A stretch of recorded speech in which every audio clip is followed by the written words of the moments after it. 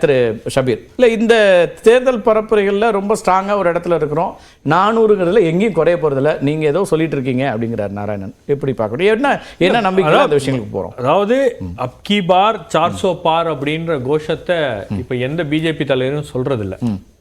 கடைசியா prime minister எங்க சொல்லியிருக்காரு, ஆரம்பிச்ச உடனே அவர் வந்து அப்கி பார் அப்படின்னு கூட்டம் எல்லாம் கத்தும். இப்போ அதெல்லாம் வந்து யாருமே பேசுறது இல்ல. ஏன்னா அவங்களுக்கே தெரியும் அப்கி பார் 400 பார் கிடையாது.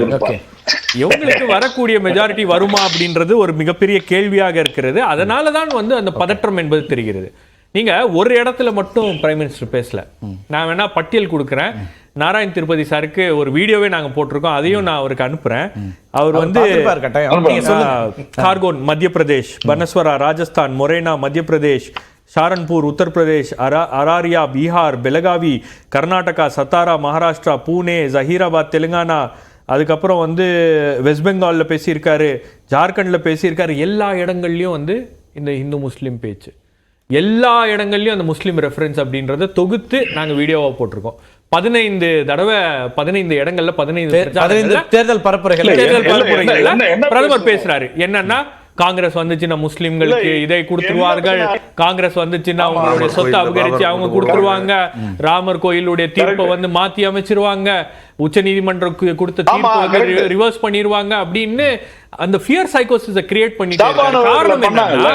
காரணம் என்னன்னா பாஜகவை கடந்த முறை வாக்களித்தவர்கள் இந்த முறை பாஜகவுக்கு வாக்களிக்க தயங்குகிறார்கள். பாஜகக்குள்ளேயே வந்து ஒரு அதிருப்தி என்பது இருக்கிறது. இப்போ இந்த ஸ்டேட்மெண்ட் இருக்கு இல்லையா, அதாவது காங்கிரஸ் வந்து 15% பண்றாங்க அப்படின்னு. இப்போ இது வந்து ஒரு மைனாரிட்டி அஃபேர்ஸ் மினிஸ்ட்ரியோடைய ஒரு அவுட்லே போடுவாங்க, ஒரு அவுட்கம் பட்ஜெட் அப்படின்னு போடுவாங்க.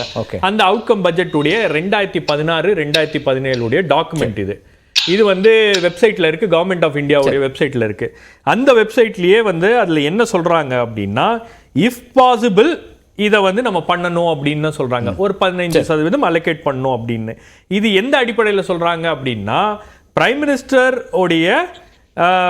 Ministers new 15-point programme for the welfare of minorities. அதுல தான் வந்து இந்த 15% அப்படின்ற ரெஃபரன்ஸ் இருக்கு. 2014ல இருந்து இந்த ரெஃபரன்ஸ் அப்படியே கேரி ஃபார்வர்ட் ஆகுது. ஒவ்வொரு வருஷமும் இந்த பட்ஜெட் அவுட்ல டாக்குமெண்ட் வருது, அந்த டாக்குமெண்ட்ல இந்த ரெஃபரன்ஸ் அப்படின்றது இருக்கு.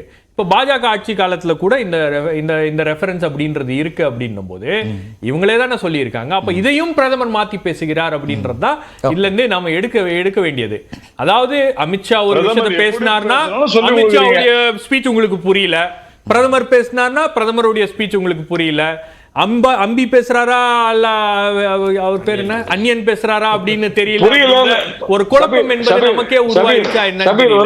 இப்ப நீங்க இப்படியும் மாத்தி பேசுவீங்க அப்படியும் மாத்தி பேசுவீங்கன்னா இந்தியாவில் இருக்கக்கூடிய 140 கோடி பேரும் வந்து இவங்களுடைய ஸ்பீச்சை புரியாம தான் வந்து உங்களுக்கு வாக்களிக்கிறாங்களா இல்ல வாக்களிக்க மாட்டேன்னு சொல்றாங்களா? என்ன அர்த்தத்துல இந்த தலைப்புல